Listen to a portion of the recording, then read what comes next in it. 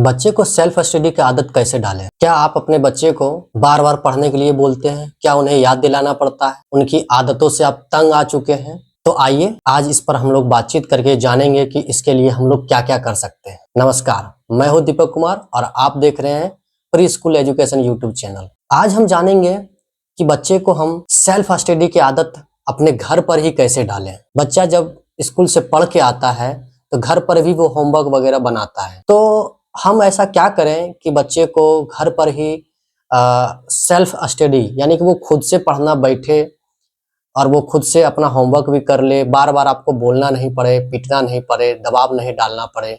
ऐसा क्या कर सकते हैं? तो इस पर कुछ बातचीत हम लोग करते हैं, समझने के प्रयास करते हैं कि हम लोग कैसे इसको ठीक कर सकते हैं। सबसे पहले तो हम लोग को जो करना चाहिए वो है कि बच्चे का एक टाइम फिक्स होना चाहिए।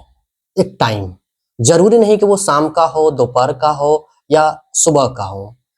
जब बच्चा सुबह उठता है तो आप कोशिश करिए उससे कम आधा घंटा 30 मिनट 30 मिनट किसी एक ऐसे जगह पर जहाँ पर थोड़ा सा माहौल ठीक ठाक हो, घर का एक कोना हो जहाँ पर शांत माहौल हो, कुछ किताबें रखे हुए एक स्टडी टेबल टाइप का बना ले, ताकि वहां पर बच्चे को कम से कम आप 30 मिनट तक बैठा पाए। मैं बिल्कुल ये नहीं बोल रहा हूँ कि आप उससे तुरंत पढ़ाने लगे, दबाव डालने लगे, वो मैं बात कर रहा हूँ सिर्फ उसे आदत डालें।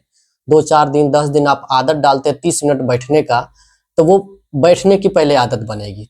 तब उसे फिर कुछ पढ़ने के लिए भी आप कह सकते हैं कि आप किताब लेकर के फिलहाल पहले आप बैठिए, फिर आपको कुछ पढ़ना है। ये धीरे धीरे हैबिट में आ जाएगा। उसके बाद आप खुद उस टेबल पर रोज बैठेंगे साथ में, ताकि आप सामने बैठ करके आप भी कुछ पढ़ रहे हैं, बच्चा भी कुछ पढ़ रहा है। इससे क्या होगा कि वो ये समझने लगेगा कि नहीं, जब वो इतना देर बैठ सकते हैं तो मैं भी बैठ सकता हूँ। तो वो थोड़ा थोड़ा वो रिलेट कर पाएगा। तो आप इस तरीके से भी आप सेट कर सकते हैं एक टाइम टेबल। ठीक वैसे ही शाम बच्चे की माँ घर पर है तो बच्चे की माँ ऐसा कर सकते, तो वो भी अपना टाइम एक फिक्स कर ले कि उस टाइम में मैं फ्री रहती हूँ। बच्चा भी तब तक स्कूल से आ जाता है तो वो 30 मिनट या 40 मिनट जितना हो सके आप पहले साथ में बैठिए, खुद पढ़िए, बच्चे को भी पढ़ने के लिए कहिए। कोई दबाव नहीं डालना है। अगर बच्चा नहीं पढ़ना चाह रहा तो फिलहाल बैठा कर रखिए। आप किताबों से पढ़ के उसको कुछ सुनाइए, उसको कुछ बताइए, ताकि वो थोड़ा बैठने की आदत डाले। क्योंकि होता क्या है, हमारी हैबिट ऐसी है, बच्चों की हैबिट ऐसी होती है कि बच्चा पहले आदत में आ जाए ना तो फिर उससे आप थोड़ा थोड़ा कुछ करवा सकते हैं, कर सकते हैं। तो पहले हैबिट बनना जरूरी है। वो हैबिट बन जाएगी तो वो टाइम टेबल जो आपने सेट किया था वो पूरी तरह से सक्सेस रहेगा। दूसरी बात है कि हम बच्चों की सराहना करें। जब वो बैठने लगे तो उसको थोड़ा सा आप सराहना के तरह आप उससे ट्रीट करें। ऐसा लगना चाहिए कि नहीं, मैं बैठा तो मुझे इसके बदले में कुछ इनाम मिला। जैसे आप चॉकलेट दे सकते हैं, आप उसे कहीं घुमाने के लिए लेके जा सकते हैं। हो सकता है तो थोड़ा बहुत आप उसके फेवरेट सॉन्ग या कुछ ऐसा साथ में सुना सकते हैं और कहानियां सुना सकते हैं, ताकि उसे ऐसा लगे कि नहीं, मुझे इसके बदले में कुछ मिला। तो आप उससे शाबाशी भी दें। उसके पढ़ने में अगर वो कुछ अच्छा करता है, 5 मिनट में अगर वो एक मैथ बना लेता है, 5 मिनट में कोई होमवर्क पूरा कर लेता है, तो आप उसको एक टारगेट फिक्स कीजिए कि नहीं, आप बहुत अच्छा कर रहे हैं, आप आगे और करेंगे अच्छा। आप नंबर्स पर ध्यान मत दें, आप कोशिश करें कि आप कुछ अपने तरह से ऐड कर पाएँ, अपने तरफ से कुछ बना पाएँ। बस ये आप बच्चे को कहिए। और हाँ, इन सब के बीच एक चीज पर ध्यान रखना है, जो कि हर घर में आपको देखने को मिलता होगा, आपसे भी ये चूक हो जाती है कि आप उस स्टडी टेबल या उसके आसपास में मोबाइल या टीवी ना होनी चाहिए। आप खुद मोबाइल यूज ना करें, क्योंकि अगर सामने रखी रहेगी टीवी या सामने टीवी होगी या मोबाइल होगा तो वो बच्चा उसके तरफ उसका ध्यान जाएगा, वो बार बार उसके दिमाग में आएगा थोड़ा सा मोबाइल देख ले। तो आप मोबाइल को दूर रखें, जितना हो सके दूर रखें और न चलाएं तो ज्यादा अच्छा होगा। आप ऐसे करके भी आप उसे उसके हैबिट में ला सकते हैं। साथ ही साथ आप अपने घर का माहौल शांत बनाएं, कोई हल्ला गुल्ला ना हो, कोई किसी तरह के राजनीति सीरियल की बात ना हो। आप अपने तरफ से पढ़ाई को रोचक बनाएं। बच्चे को अगर कोई बात समझ में नहीं आ रही, अगर आपसे पूछता है तो आप उससे डांटे नहीं, आप उसे ये नहीं कह दे कि कल स्कूल में जाके पूछ लेना। आप कुछ तो अपने तरफ से ट्राई करें। आप खुद बच्चों की किताबें पढ़ें और उससे समझ के कुछ न कुछ अपने तरफ से बता पाते तो कहे। आप जिस भी बैकग्राउंड के हो, आप हिंदी हो, इंग्लिश बैकग्राउंड के हो, तो कुछ अगर आपको समझ में आती है तो बच्चों को अपने तरफ से आप देने का प्रयास करें। इससे बच्चे में एक विश्वास जगेगा कि ना मेरा होमवर्क पूरा करवाने में मेरे परिवार वाले का थोड़ा-सा रोल है।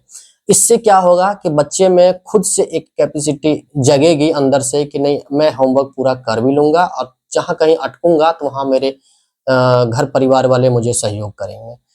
बिल्कुल सिर्फ ये कह देने से काम नहीं चलेगा कि अरे स्कूल से क्या बना के लाया है, तुम बैठा नहीं भी पढ़ने के लिए, चलो चलो चलो होमवर्क पूरा करो। बच्चा ऐसे अपने मन से नहीं करेगा, आपको साथ आना पड़ेगा, आपको सहयोग देना पड़ेगा। और जब ये हैबिट में आ जाएगा तो उससे ये मालूम चल जाएगा, पूरा पूरा पैटर्न पता चल जाएगा कि ये खुद से भी किया जा सकता है। आप उसे छोटा छोटा वर्ड से भी शुरुआत करवा सकते हैं। चलो जो आपको टॉपिक मिला है उसी से कुछ वर्ड को छांट लेते हैं, उसी से कुछ नोट्स बना लेते हैं और साथ में बैठ करके आप भी अगर कोई और कहानी या किसी तरह का किताब आप पढ़ रहे हैं तो आप खुद भी अपना किताब पढ़ें। मैं पेरेंट्स को बोल रहा हूँ, अपना कोई भी किताब वो आप पढ़ रहे हैं, एक एक अपने तरफ से आप एक नोटबुक रख लें और साथ में आप अपना नोट्स बनाएं, ताकि बच्चे को ये लगे कि पेरेंट्स भी नोट्स बनाते हैं, परिवार के सदस्य भी नोट बनाते हैं, मुझे भी बनानी चाहिए। तो वो उससे सीखेगा कि सच में प्रैक्टिकल में हो रहा है। ऐसा नहीं है कि बच्चे को ये होमवर्क पूरा करने का काम या खुद से स्टडी करने का काम सिर्फ बच्चों का है, पेरेंट्स का नहीं है, घर वालों का नहीं है। ये ज़्यादा दिन तक आप बच्चे को भ्रम में नहीं डाल सकते हैं, ये नहीं चलने वाला है। तो आप ये समझें कि आप बच्चों के साथ में स्टूडेंट हैं। पहले अपने आप को स्टूडेंट समझिए और तब आप बच्चों के साथ आइए। आप बच्चों के हो सके तो बच्चों की किताब से ही आप उठा लीजिए और उसी को पढ़ करके आप उसी का नोट्स बनाइए और उसके बाद उसके नोट्स से उसको कहिए कंपेयर करने के लिए, देखो मेरा नोट्स ऐसा है। उसको ऐसा लगना चाहिए अरे ये भी बना रहे नोट्स, हम भी बना सकते हैं। तो अगर ऐसा आप कम से कम 10 से 15 दिन भी करते हैं तो बच्चे के हैबिट में आ जाएगा। और जब हैबिट में आ जाएगा तो आप देखिएगा कि बच्चा आपको बार-बार बोलने की ज़रूरत है, उसे अच्छा लगने लगेगा। और ना कम से कम ऐसा ना भी हो तो भी एक नया बात आपको देखने को मिलेगा कि जब वो समय होगा, वो टाइम होगा जब बैठने का उसका स्टडी टेबल पर, तो वो आपको बुलाएगा, यानी पेरेंट्स को बुलाएगा, आइए बैठते हैं, कुछ सीखते हैं, कुछ नोट्स बनाते हैं, होमवर्क पूरा करते हैं। तो ऐसा होगा, आप करके देखिए, मैंने ट्राई किया है, ठीक है? आप करके देखिए, इससे बहुत फायदा होगा। लास्ट में मैं एक बात और कहना चाहूँगा, हो सके तो पेरेंट्स खास करके जो घर पर मौजूद होते हैं, परिवार के जो भी सदस्य हैं, वो अपने तरफ से थोड़ा-थोड़ा योगदान दें, अपने ओहदे के अनुसार। जैसे माँ है तो वो अपने अनुसार, दादा-दादी है तो अपने अनुसार। और वो देना क्या है, तो वो अपना-अपना अनुभव दें, ठीक है? आप किताबें नहीं पढ़ सकते हैं, कुछ पेरेंट्स होते हैं, कुछ लोग ऐसे सदस्य होंगे जो कि किताबें बच्चों की नहीं पढ़ पाते हैं, इंग्लिश में होती है या वो पढ़े-लिखे नहीं हैं, तो ठीक है, आप अपनी तरफ से बैठ कर के अनुभव दे दें। अनुभव क्या देना है? अपने जीवन का अनुभव। इससे क्या होगा कि उसे बैठने की लत लगेगी। पहले ज़रूरी है, क्योंकि हम लोग तो सबसे ज़्यादा मोबाइल के पीछे लगा के रखे हुए हैं बच्चे को, ठीक है? पार्टी फंक्शन में लेके चले जाते हैं, तो बच्चे की आदत बिगड़ गई है। आप पढ़ाई के साथ-साथ खेलने को समय दें, बिल्कुल दें, लेकिन पढ़ाई को ज़्यादा आपको महत्व देना है। तभी आप सही डायरेक्शन में बच्चे को ले जा सकते हैं।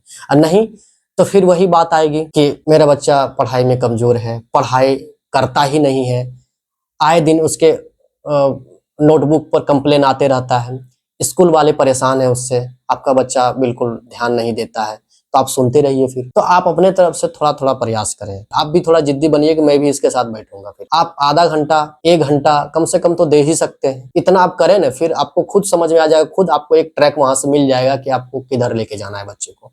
तो ये आप ज़रूर कीजिए। और अगर अभी तक आप इस वीडियो को देख रहे हैं, इससे पता चलता है कि आप इसको लेकर के कितना सीरियस है कि अपने बच्चे को सही डायरेक्शन। तो इस चैनल पर आप बने रहिए, सब्सक्राइब करके रख लें, बेल आइकन को दबाना ना भूलें, ताकि आने वाला वीडियो आपको सही समय पर मिल जाए और में लाइक करना ना भूलें। धन्यवाद।